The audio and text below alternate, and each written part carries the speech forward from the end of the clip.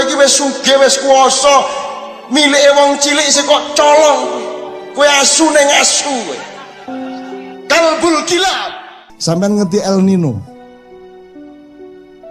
Ya sekarang kan ada badai El Nino yang dikhawatirkan akan memuncak. Nah, badai El Nino ini memuncak sekian kali sejak kita hitung saja sejak kemerdekaan.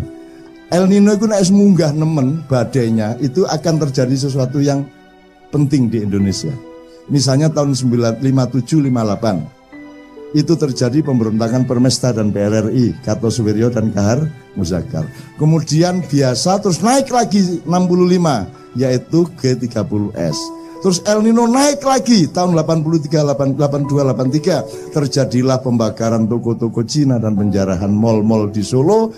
Pada saat yang sama terjadi bentrok besar di Lapangan Banteng dan peristiwa Tanjung Priok yang sangat gawat dan sangat terkenal di seluruh dunia. Itu tahun 82, 83. Kemudian El Nino naik lagi tahun 97-98 terjadilah penembakan Trisakti dan reformasi. Dan besok ini El Nino akan naik ke puncaknya lagi pada bulan Oktober dan November mben iki.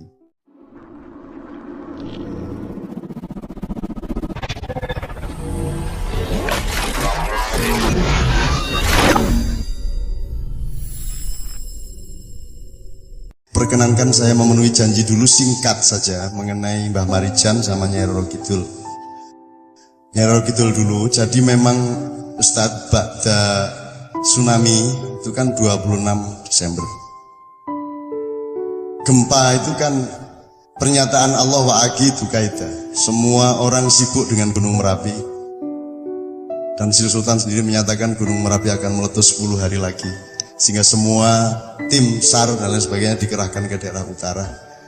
Allah menyatakan wa'agi itu kaita.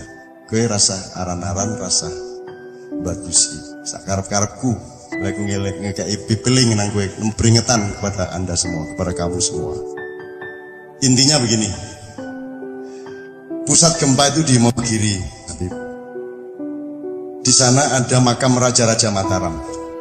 Dan itu retak-retak sehingga sekarang tidak bisa kita rekreasi ke Imogiri, ke makam itu.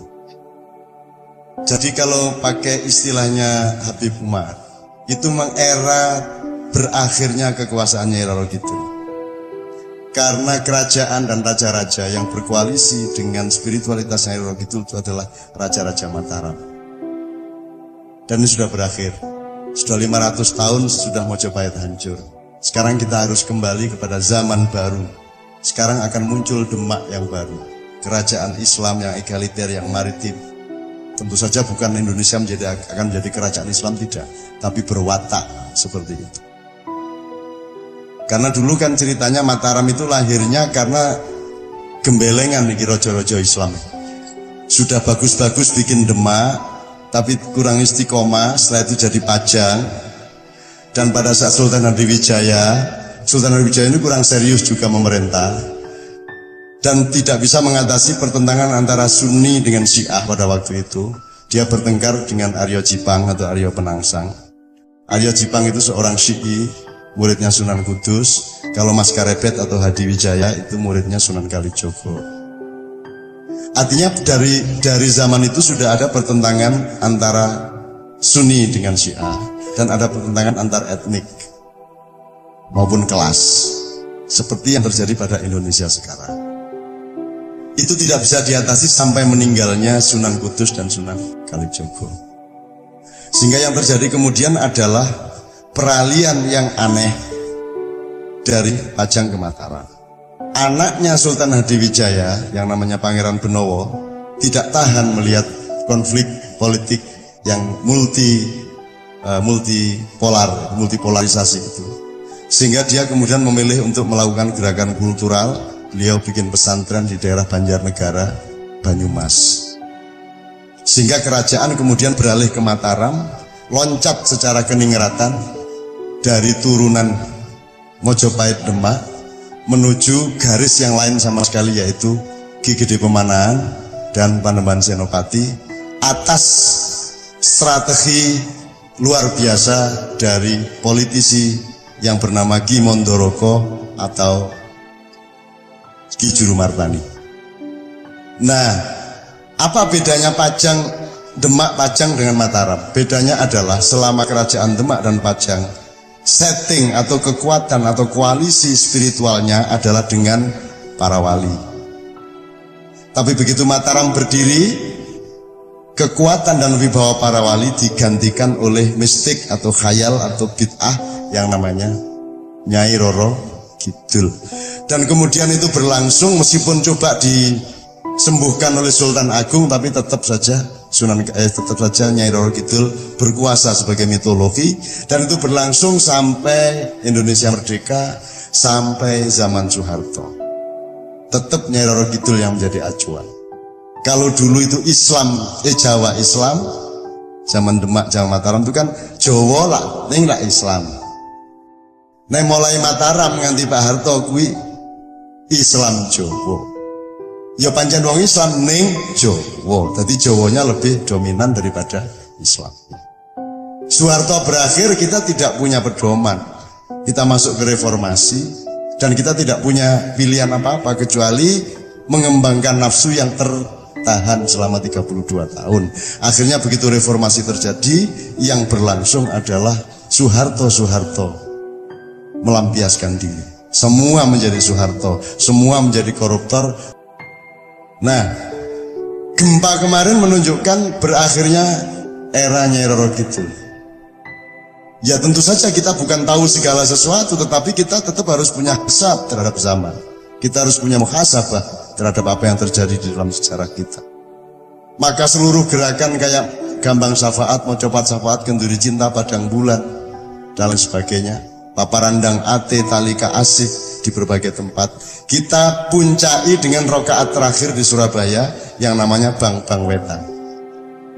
Bang Wetan sudah berlangsung 1 kali dan seperti ini lumayan solid. Yang kedua nanti bulan Oktober tanggal 6.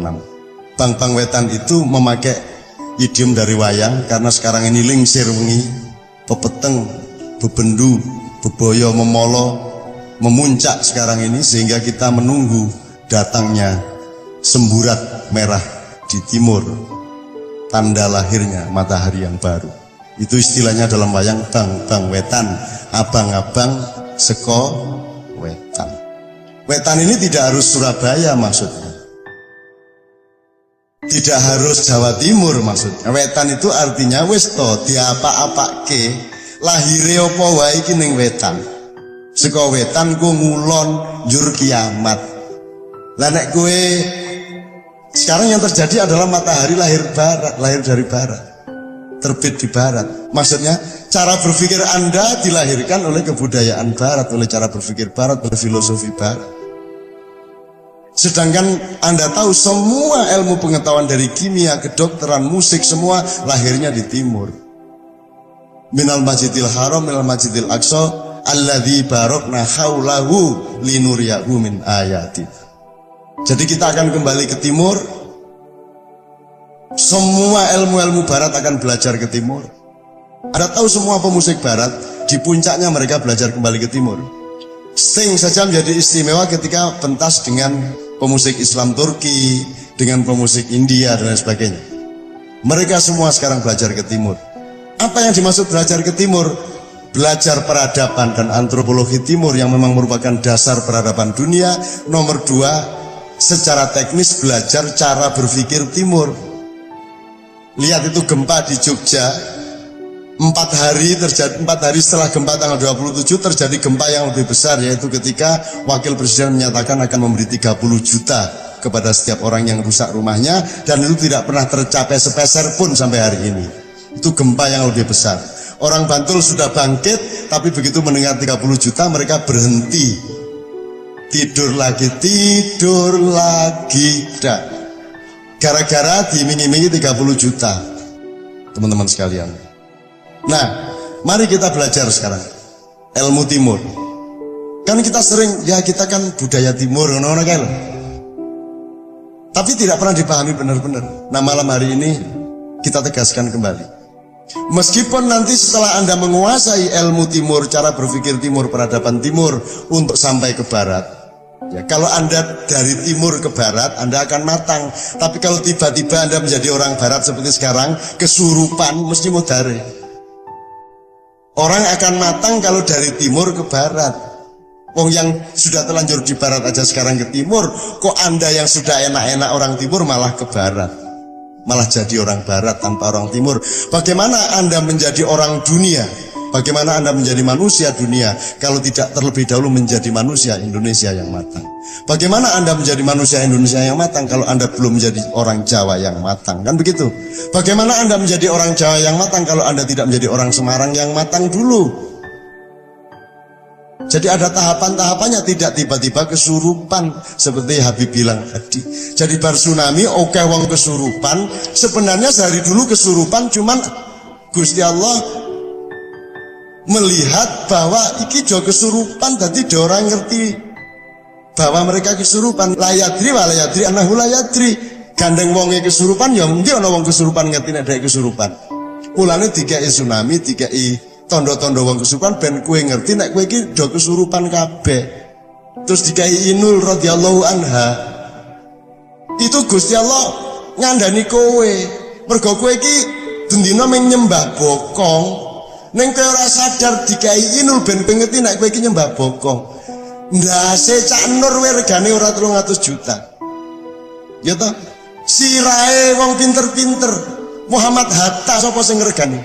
Habibie dibuang, jadi kepala dimurah-murahkan, dibuang-buang, pantat dijunjung-junjung. Itulah bangsa Indonesia. Apalagi kalau saya ulang ilmu sholat, ya toh, lu bokong kuwi kan penting banget untuk menunjukkan wudhumu kisah pora. Wong sing ngentut bokongmu sing diusui tangane karo raine. Apa sebabnya? Mergo sing merupakan kepribadianmu adalah display dari wajahmu, representasi dari wajahmu. Makanya wudhu itu kan memelihara martabat. Janjane sing ngentut lak dudu dheke. Sing ngentut ora dicawiki. Dut nunjuk wudhune lak sendure ta. Apa sebabnya? Karena manusia terletak di wajahnya, tidak di pantatnya. Lah kok kowe iki tuku tiket dinggo dibokongi, kowe lak sak rendah-rendahe wong. Anda tidak ada gunanya sujud. Karena sujud itu menunjukkan betapa orang yang salah langkah itu pantatnya akan tertinggi tempatnya dalam hidupnya dan wajahnya akan paling rendah. Lah ngene ta nek sujud. Kiraine iki lah kowe iki wis dadi ngono kuwi. Dieleki karo Gusti Allah dengan didatangkan Inul. Jadi Inul itu bener radhiyallahu anha. Gitu teman sekalian. Ini sangat serius, ini sangat serius. Nah itu yang tentang Nyai Roro Kidul. Jadi sekarang minimum itu doa kita, dan kita harus akhiri ini semua penyembahan pantat ini harus kita akhiri. Tapi kita kembali ke wajah kita. Siapakah wajah kita? Keindonesiaan kita. Kan kalau Anda mengingat Yai Budi misalnya, oh Yai Budi sing dieling-eling apa nih? Sing dieling-eling ki wajahnya apa pantatnya? Wajahnya. Misalnya Yai Budi diwawancarai Suara Merdeka sing difoto apa nih? Apa no wawancara close up nunjuk sing difoto bokonge ngono. Nah gitu. Nek gawe KTP yang difoto apanya? Wajahnya. Ini ilmu sederhana, tapi orang tidak pernah paham. Nah mudah-mudahan dengan doa kita, dengan gerakan-gerakan yang kita puncai di Bambang Wetan Surabaya, itu akan muncul betul manusia Indonesia yang siap menjadi pemimpin esok pagi. Dengan nyanyi Indonesia Pusaka, ya. Nanti Indonesia, ya. Nanti oke. Mbah Marijan 1 jam setelah BMG menyatakan Gunung Merapi status siaga, turun dari awas ya. Justru ketika dinyatakan siaga maka muncul asap wedhus gembel itu. Dan Mbak Marijan ketika itu tidur-tiduran di masjid. Terus digugah karo anake karo tangga-tanggane, "Mbah, niki wedhus gembelnya pun tekan mriku lho, niki monggo melayu mawon ngungsi." Mbak Marijan karo kaya Yai Budi nek usap-usap meneh ya sedekah ngono kae. Mbak Marijan yang ini ayo ben kae sing duwe karep arep ngopo meneh kae lek ana sing duwe ya ben wae kene manut wae Mbak Marijan. Aning kan semua sudah pada takut sehingga Mbak Marijan dipaksa untuk bangun. Terus Mbak Marijan keluar dari masjid di depan rumahnya dan wedhus gembel, asap panas dari Merapi itu sekitar sudah 200 meter dari situ. Terus Mbak Marijan, kuwi kanca to kekancan to karo Merapi lak wis friend to ket biyen deh. Iya, dengan alam. Mbak Marijan itu ilmunya ilmu hayat, bukan ilmu madrasah. Ilmu hayat. Ingat ya, ilmu kauripan, ilmu kehidupan. Wong sing duwe ilmu sekolahan kudu sinau nang wong sing duwe ilmu kauripan. Wong sing duwe ilmu kauripan ya kudu ngrungok-ngrungokke wong sing duwe ilmu sekolahan. Makanya Mbah Marijan sangat rasional ketika ditanya, Mbah Marijan kok ndak ngungsi? Nanti penduduk pada ngikut Mbah Marijan loh. Mbah Marijan jawab, kula niku mboten nglarang sinten-sinten ngungsi, kula niku malah ngelekke kono do ngungsi.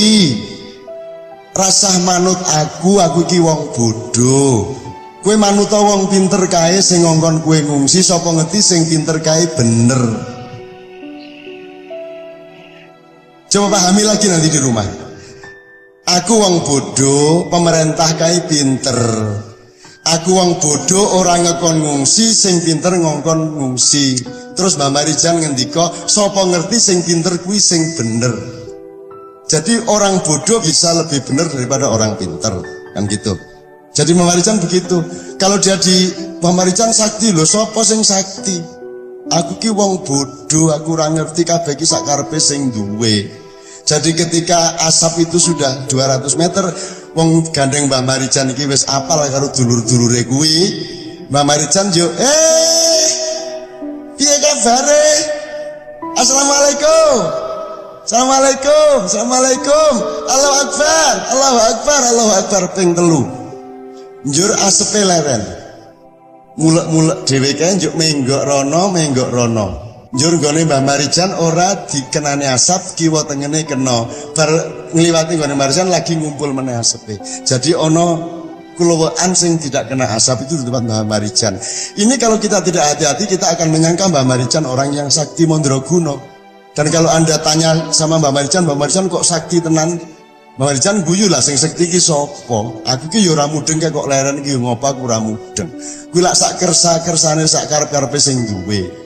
Sekarang saya mendapat SMS dari Sidoarjo meminta supaya Mbah Marijan datang ke Sidoarjo untuk membuntu lumpur. Demi Allah ini. Dan terus tak loh, kok Mbah Marijan ya karena semua sudah mandek ini, teknologi tidak mampu, dukun-dukun sudah ratusan kumpul di sana tidak mampu, siapa tahu Mbah Marijan bisa. Aku terus akei nomor telepon, iki teleponan lewat kene kowe iso sambungna Mbah Marijan, kowe mesti mung diguyu karo Mbah Marijan. Mboten saged kula, ngendhek napa-napa mboten saged. Yang terjadi bukan Mbah Marijan mampu menghentikan asap. Yang terjadi adalah Mbah Marijan orang bersih hatinya, oleh Allah disayang, sehingga pada momentum itu tidak dikenai oleh asap dari Gunung Merapi. Nanti sore kalau dia mungguh, kalau dia riak, dia kabur, mungkin Allah tidak mengizinkan lagi perlindungan itu. Jadi sekali lagi, la haula wala quwata illa billah, tidak ada orang sakti. Makanya kita sayang-sayang Mbah Marijan ini jangan diyuwaswi sufi sudurinas, nanti dia ikut kesurupan. Kayak wong ampuh kayak istiqomah ora kesurupan. Wani ngendika nek sultan ki ya kaping 9 sing kaping 10 nika lak gubernur. Ngono ki nek jaman biyen wis dipateni kuwi. Wani ngomong ngono kuwi, dan itu orang istiqomah. Kawula abdi dalem keraton gajinya 10.000 sebulan. Berani ngomong seperti itu orang yang sangat mahal. Nah jangan dihancurkan hidupnya dengan iklan-iklan. Tentu saja kasihan Mbah Marijan. Mbah Marijan orang ngerti nek kuwi akibate kaya ngono kuwi. Kudune wis pokoke ana gambar Mbah Marijan wis cukup rasa dhek rusuh rasa ngono kuwi. Ya memang tidak ada masalah, ndak dosa, ndak apa, cuman dari sudut martabat dan kewibawaan itu menjadi berkurang. Ya, harusnya kita jaga dong. Ya sudah, kita kasih duit sebanyak-banyaknya, enggak apa-apa, tetapi kita jangan hancurkan citranya Mbah Marijan. Kuwi industri kuwi. Industri sembarang dihancurkan. Sholawat ning dadekke lagu. Padahal sholawat itu soal pernyataan cinta dan perilaku cinta kepada Rasulullah, bukan soal jenis lagu. Ya Thaibah itu Kalau orang kecil di Solo, di Martapura, nak wis ya Thaibah, lah nangis atine. Wah, ya tawallayanas. Itu untuk orang kecil yang utangnya banyak, yang hidupnya susah. Itu ada katarsis, ada pelepasan kekesalan hati dengan selawatan seperti itu ada penyegaran kembali. Itu menjadi sakral, itu merupakan simbol cintanya kepada Allah dan kepada Rasulullah. Sak kalimate, sak lagune iki wis begitu nah iku dadi religius sekali. Dirusak kuwi karo TV, karo perusahaan. Bang Toy lasu to kuwi. Kene iki wis ora duwe apa-apa mung garing duwe lagu selawat kuwi dirusak. Apa orang-orang modern ini kurang kreativitas untuk bikin lagu apa? Mbok bikin lagu sendiri gitu loh. Kowe iki wis sugih, wis kuwasa, milike wong cilik isih kok colong kuwi. Kowe asu ning asu kowe. Kalbul kilab. Serius. Itu kekayaan orang kecil, gitu aja masih dirusak coba. Ini serius. Anda ini ditindas habis oleh industri.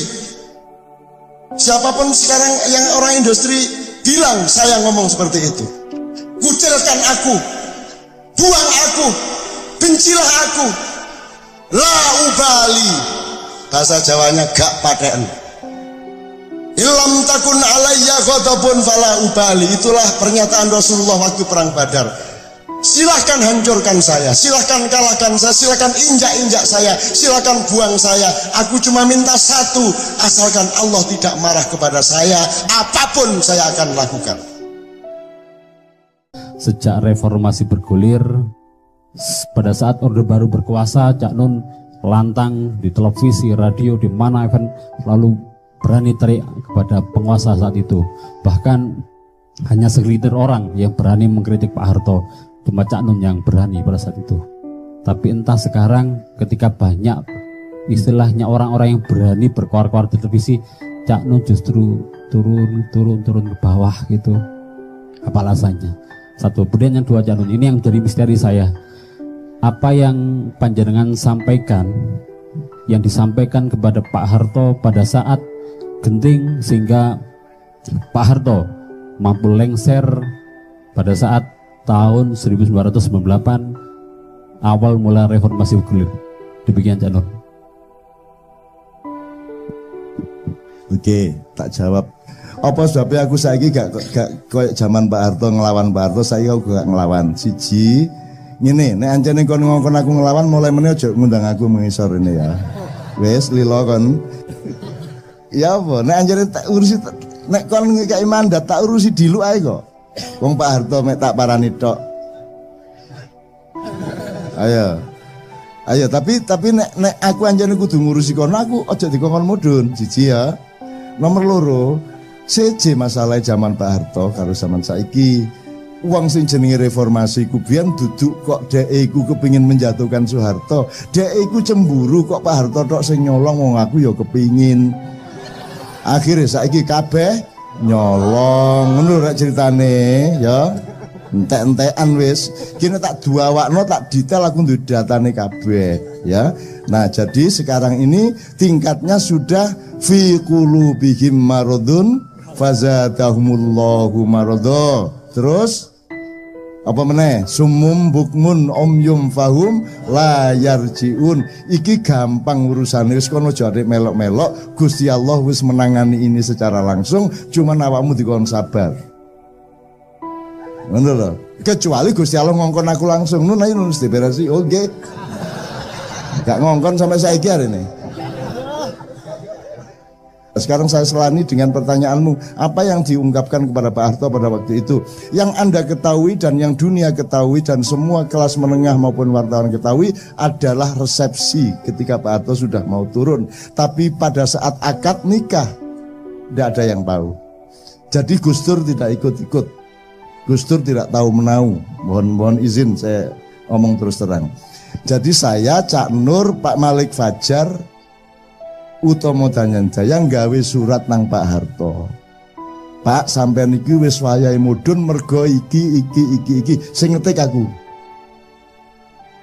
Nomor loro Pak Harto niki carane papat, sampean milih siji.